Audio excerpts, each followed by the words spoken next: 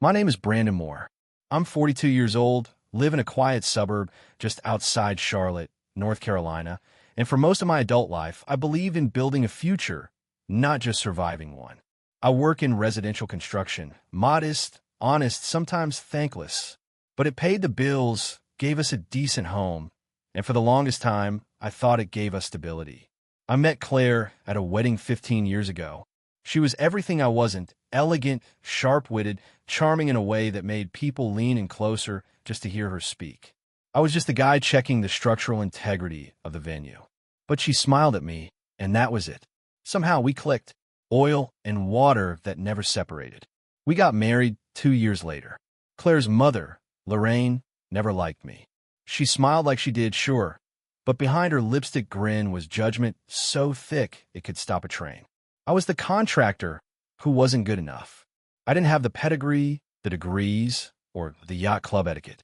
But I loved Claire. I thought that mattered more. Until that night. It was Claire's idea to have dinner with her mother at a new luxury restaurant uptown. One of those places where they don't have prices on the menu, just market value. I was exhausted from a 12-hour site day, my back sore, my hands cracked from grout and lumber. I wanted a burger and a cold beer. But Claire insisted.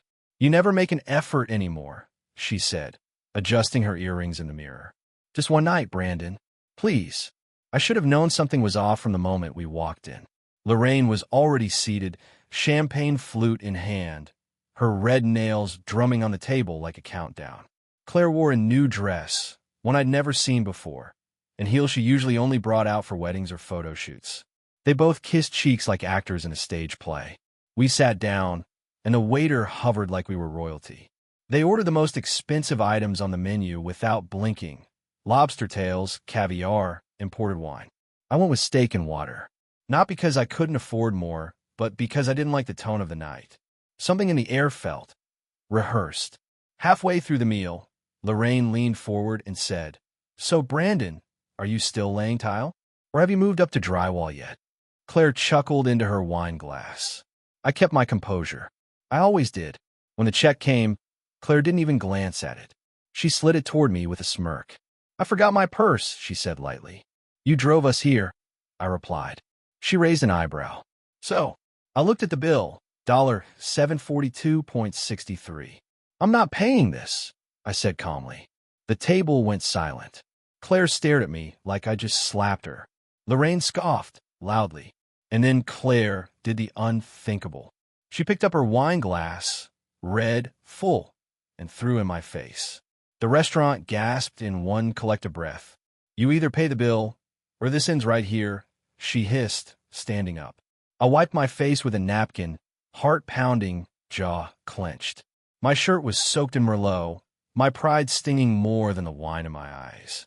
Then Lorraine added, laughing, "Honestly, Claire, I told you this would happen.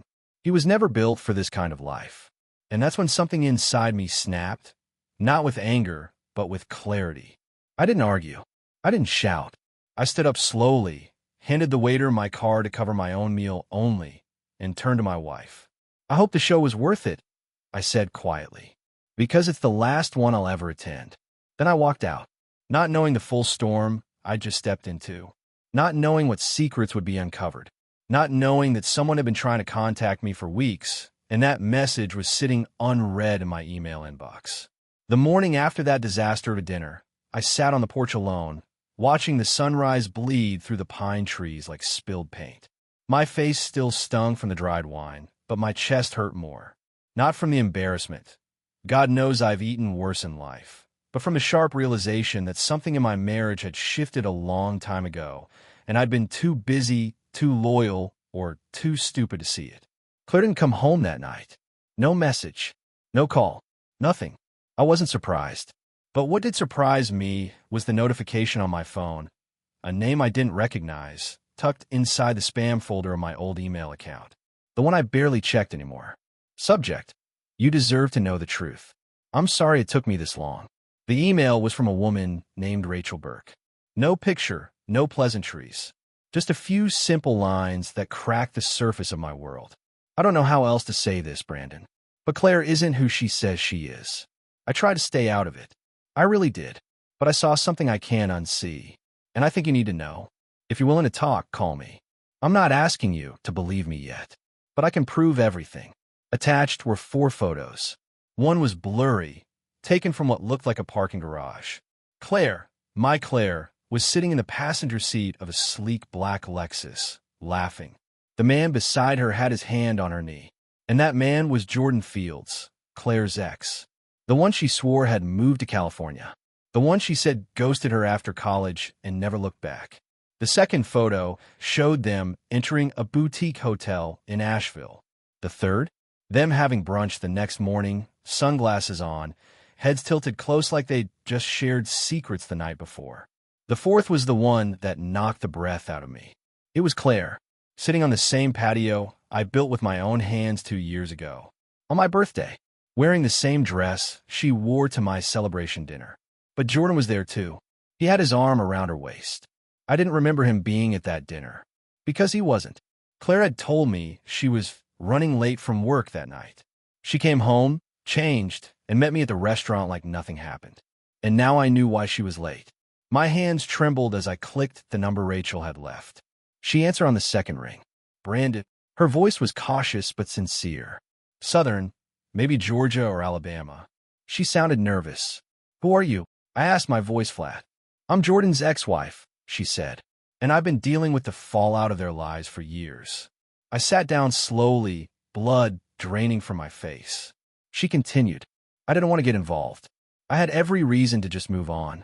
But when I saw your name on a construction permit Claire co-signed with Jordan a few months ago, I realized you had no clue. What permit? I asked. For property upstate. He used her as a silent partner. I only know because the paperwork accidentally got mailed to me when they used my old address. Claire doesn't invest, I muttered. Rachel laughed bitterly. She does now. I asked her to send me copies.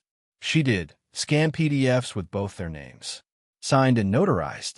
I recognized Claire's signature instantly. I'd seen it on birthday cards and tax forms for over a decade. My stomach churned. I thanked Rachel and hung up. I didn't cry. Not yet. I was too busy going back over the last 5 years in my head, rewinding memories and realizing how much of it now felt staged. Like Claire had been practicing a performance, and I'd been the loyal audience member who never questioned the script. I got into my truck and drove straight to my workshop. It was time to stop asking questions and start pulling threads. I opened my old laptop, the one Claire thought I stopped using years ago, and typed in the one password I hadn't touched in months. Our wedding date.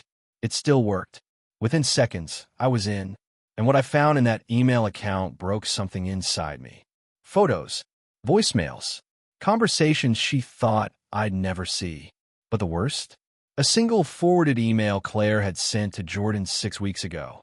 He'll never figure it out. He still thinks I'm loyal. Let's just wait until the deed is in our names. Then we disappear. Trust me, he's too proud to chase. The screen blurred through my tears. Not because she lied, but because I'd built my whole life around a woman who looked me in the eye every night and knew she was planning to leave. After I closed the laptop, I sat in the silence of my workshop, surrounded by the smell of sawdust and oil. My sanctuary, my truth. This was the place I built with my own hands. No secrets, no lies, just labor, effort, and purpose. Claire had never stepped foot in here, so it was too dusty. Maybe that's why she thought nothing in this room could hold power. But she was wrong. I grabbed a yellow legal pad, the kind I use for measurements and material lists, and started writing. Claire's emails, the permit Rachel sent, the hotel timestamp, Jordan's face, always conveniently gone when her phone was dead.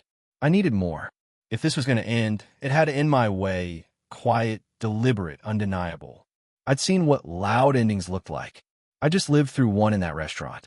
This would be different, but I couldn't do it alone. So I called the one person who always saw through Claire's charm, even when I was too blind to notice. My sister, Alyssa. We hadn't talked in months, not since an argument about Claire and a family barbecue that ended with Alyssa saying, "You think she loves you? She loves what you provide." At the time, I chalked it up to jealousy. Now I saw it for what it was, truth disguised as warning. She picked up after 3 rings. "Well, look who remembered I exist," she said. Her voice was guarded, but not cold. I need your help, I said. And I need you to keep this between us. Silence. Then, is this about Claire? Yes. Finally, she whispered. I've been waiting for this call for 6 years. I drove to her place on the other side of town. She opened the door wearing sweats and holding a mug of tea. Her eyes narrowed when she saw me, like she was trying to gauge how deep the wound went. You look like you haven't slept, she said, letting me in. I haven't, I admitted. We sat at her kitchen table, and I showed her everything. Rachel's email, the permit, the pictures, the hotel timestamp. Alyssa didn't blink. Then she got up, walked to a drawer, and pulled out a folded manila envelope. I wasn't going to show you this unless you ever asked, she said. But since you're here, inside were screenshots, social media posts, mostly hidden, buried under tagged photos and stories Claire thought I'd never see. Claire and Jordan at events. Parties. A Christmas party from 3 years ago. Her office function weekend. Jordan was there, arm around her. Same hotel as the photo Rachel sent me. But the final nail was a tagged photo from 7 years ago. Claire, Jordan, and Alyssa. What is this? I asked. Alyssa sighed. Before she met you, Claire and Jordan dated seriously. I don't know if she told you that. She said they were casual. I muttered. No, she was in love with him. They broke up when he cheated on her. That was the story, anyway. But I found out later she never really let go of him. When you two got married, he disappeared, but I think that was intentional. I was floored. She kept tabs on him. I saw it. Phone calls she thought no one heard. And then, I found out she was meeting him again. But you were already married by then. I tried to tell you once. Remember that night at the bar, when I said you deserve someone who saw you? I did remember, and I shut her down. Go, I'm sorry, Liz. It's not about me, she said softly. It's about what you're going to do now. I didn't answer. Instead, I pulled out a voice recorder and placed it on the table. I'm going to give her every chance to lie, I said. And I want her lies recorded. Careful, Brandon. That's dangerous ground. I won't hurt her. I won't threaten her. I just want her to hang herself with her own words. Alyssa nodded. Then you need more than words. You need someone she trusts. You stay here, confused. She's still close with my old college roommate, Alyssa said. Jess. You remember her? They're Facebook friends. Jess still talks to me sometimes. She mentioned Claire's been asking questions about housing in Atlanta. Atlanta? I said, that's where Jordan's business is now. I looked it up months ago. Suddenly it clicked. They weren't just disappearing together. They were planning a full relocation. And Claire had used my name on documents, our joint savings, and my reputation to make it happen. All behind my back. I looked up at Alyssa. Can you get Jess to talk to her? I'll try. She reached for her phone. As she started typing, I felt something cold settle in my chest. Not rage. Not heartbreak. Resolve. Because if Claire wanted to live a lie, I was going to make sure it cost her everything she built on my back. Claire came home 2 days later. Not a text. Not a call. Just the sound of the front door opening like nothing had happened. Like she hadn't hurled wine in my face in front of strangers or vanished without a word. She walked into the living room, wearing designer sunglasses and holding a shopping bag like she'd just returned from a casual afternoon out. I was sitting in the armchair, staring at the blank TV screen. Hey, she said casually. I needed some space. I didn't answer, just looked at her. She paused, sensing something was different. The silence wasn't passive anymore. It was loaded, thick, dangerous. Claire sighed and dropped the act. She sat down across from me, folding her hands in her lap. I overreacted at dinner, she said slowly, like reading a script. And I'm sorry. I shouldn't have done that. My mom got in my head, and well, you know how she is. I studied her face. She was good. Too good. Her tone was soft, her posture humble. Most men would have believed it. I used to believe that look meant sincerity.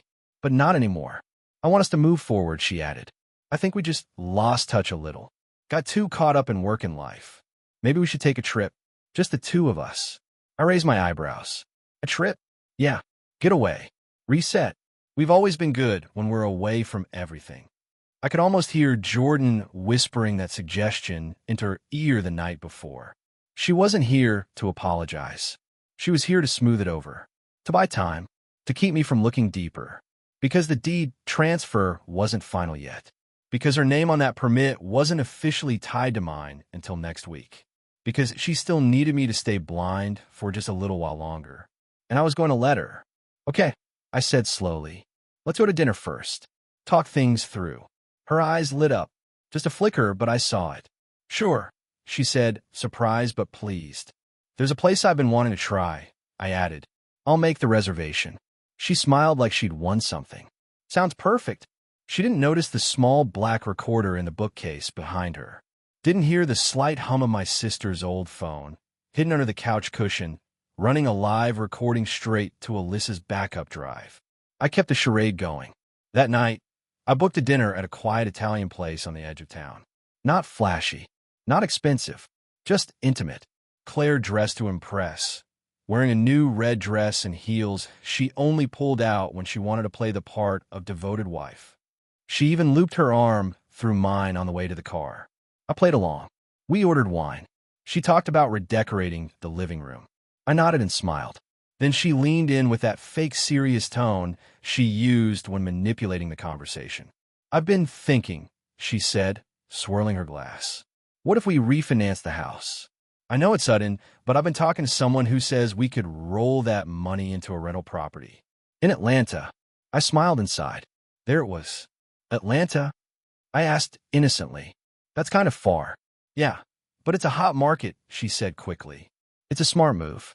We just use my name and your credit, just temporarily, until it's off the ground. Think of it as a safety net. I nodded slowly. You've really thought this through. She grinned. I've been doing research. I leaned in. I saw the hotel photos, Claire. Her face froze. What? I saw the emails. The permit. I know everything. For a moment, she looked like she stopped breathing. I know about Jordan, I said. And I know this dinner is just a setup to get me to co-sign something before you disappear. Claire's mouth opened, but nothing came out. I didn't come here to argue, I said. I came to give you a choice. What are you talking about? She whispered.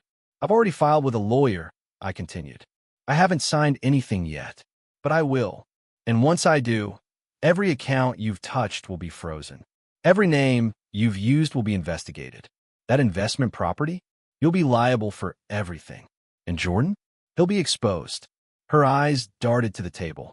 But I'm offering you something better, I said calmly. Walk away. No fight. No police. No exposure. Just sign the divorce quietly. Give me the house, and I won't bury you with what I know. She stared at me, stunned. Why would you do that? She asked, voice cracking. Because I loved you, I said. Because I gave you everything, and you used it to build something with another man. But I'm not you, Claire. I don't destroy people to win. I end things when they're rotten. Claire looked like she might cry, but I didn't care. Not anymore. You said you wanted out, I said. Now you have your way out. But you don't get to take my name, my house, or my dignity with you. The waiter arrived, awkwardly setting down our plates. Claire didn't touch hers. I took one bite, then stood up. This is the last dinner we'll ever have, I said softly. And I walked out, leaving her sitting alone like I had at the restaurant before. But this time I didn't look back. The morning after that dinner, Claire didn't come home. Again, this time I knew better than to care. I spent the day working from my garage office, going over bank statements, legal documents, and a small stack of evidence that was enough to paint a picture no court would ignore. Alyssa had sent over a clean digital file of all the recordings, screenshots, and timeline charts we had pieced together. She labeled the folder Claire's Web. Inside were receipts, emails, travel logs, even a photo from the Atlanta real estate agency showing Claire and Jordan on a property tour.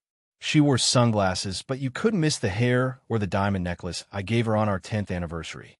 She didn't even have the decency to leave that at home.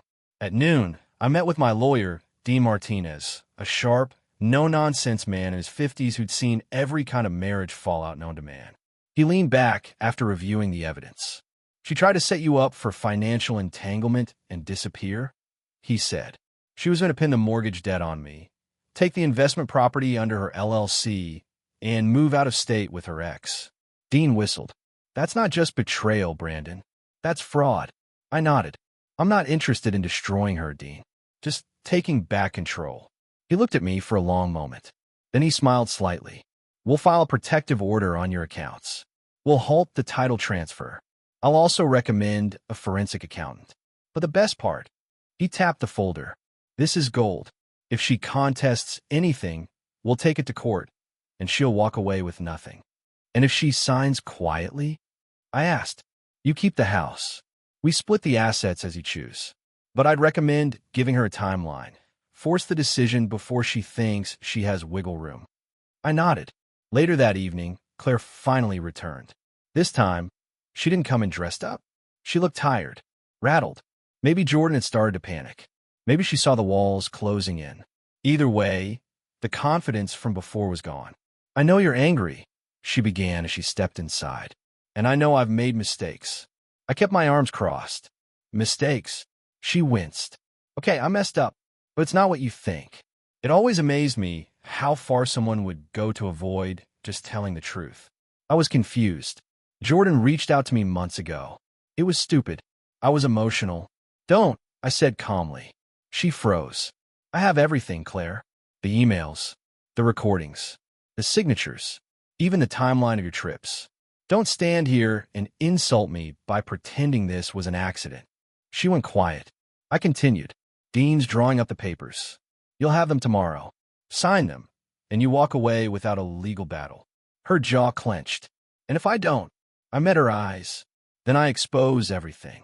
Jordan, the fraud. The attempt to co-sign the loan without disclosing your affair. I'll take it to court, and your name will be mud. Not just with the law, but with every person who ever believed your stories. Claire flinched at that last word. Stories. Because that's what she'd been feeding everyone for years. Beautifully crafted, tear-filled narratives about her struggles, her compromises, her sacrifices. And I was always the silent husband in the background, the man she could paint however she liked, knowing I wouldn't speak up. Well, I was speaking now. She turned away, walking into the kitchen. I heard her set her keys down like she still lived here. I need a few days, she said coldly. To think. You have too, I replied. After that, my lawyer moves forward. She didn't answer. I walked upstairs, heart pounding, but not from sadness. From closure. For the first time in years, I was standing on solid ground again. And I wasn't alone. That night, Alyssa came over. We sat in the backyard and watched the sunset. You did the right thing, she said softly. She still thinks I won't follow through, I replied. She's not used to you being strong, Alyssa said. She underestimated you. I nodded. She's going to see just how much.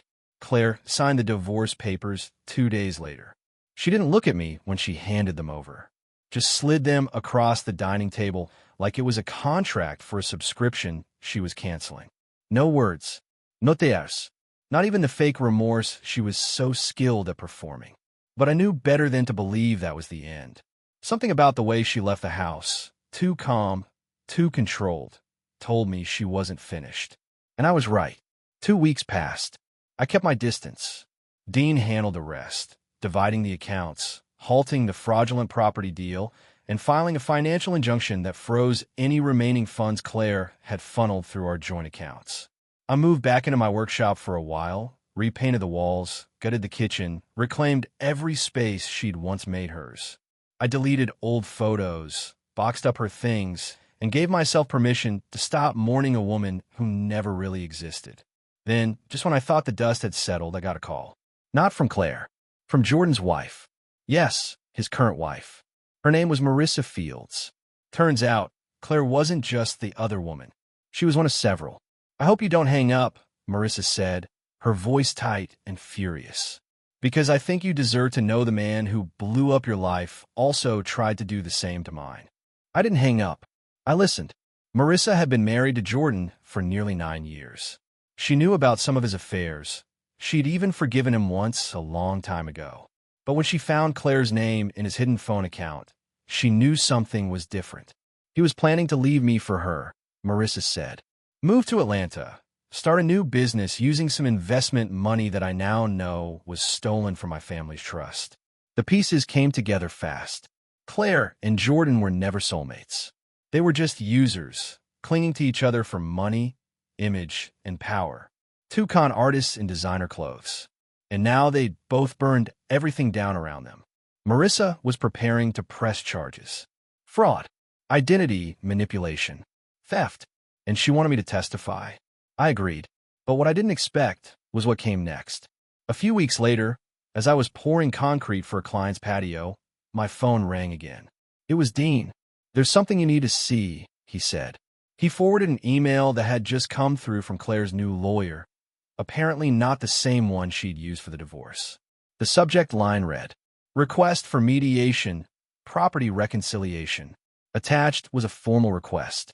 Claire was trying to reverse the agreement, claiming the divorce was emotionally coerced, that she had signed under duress, and that she deserved a portion of the house now that she was facing unforeseen legal difficulties. I laughed. Actually laughed. Dean didn't. "She's desperate," he said, "and she knows Jordan's going down. So she's trying to pivot, play the victim, and reattach herself to whatever security she can find. I declined the mediation. And then I did something I never thought I'd do. I sent Claire a letter. Just one page. No anger. No threats. Just this. Claire, I won't undo the divorce. I won't save you. I won't pretend you were confused, pressured, or misled. You made your choices with open eyes, and now you get to live with them. There is no longer a we, and there never really was. Good luck. I never heard from her again. But I did hear from Rachel, the ex-wife who'd warned me in the beginning. She reached out after the trial. Jordan had taken a plea deal. Claire, somehow, avoided criminal charges, but not without losing nearly everything. Her accounts were drained from legal fees. Her family? Embarrassed and silent. She's renting a one-bedroom apartment in Durham, Rachel told me. No car. No job. Her mother won't speak to her. I nodded. And Jordan? Divorced. Jobless. Blacklisted. He's nobody now. Funny how quickly castles crumble when they're built on sand. Months passed. I rebuilt. Slowly, not just my home, but myself. I started seeing a therapist. Picked up evening walks. Talked more with Alyssa. Got back in touch with my godson. Even started drawing again, something I hadn't done since college. And one fall evening, I met someone. Her name was Tessa. She was kind, direct, funny without trying to be. She didn't wear masks, didn't play games, and when she laughed, it wasn't forced. I didn't rush anything, but I didn't run either, because now I knew the difference between love and illusion. Claire taught me that, and for that, I guess I can thank her. Final line. Sometimes, the loudest redemption isn't in revenge or shouting matches. It's in walking away with your dignity, while they choke on the silence they once demanded.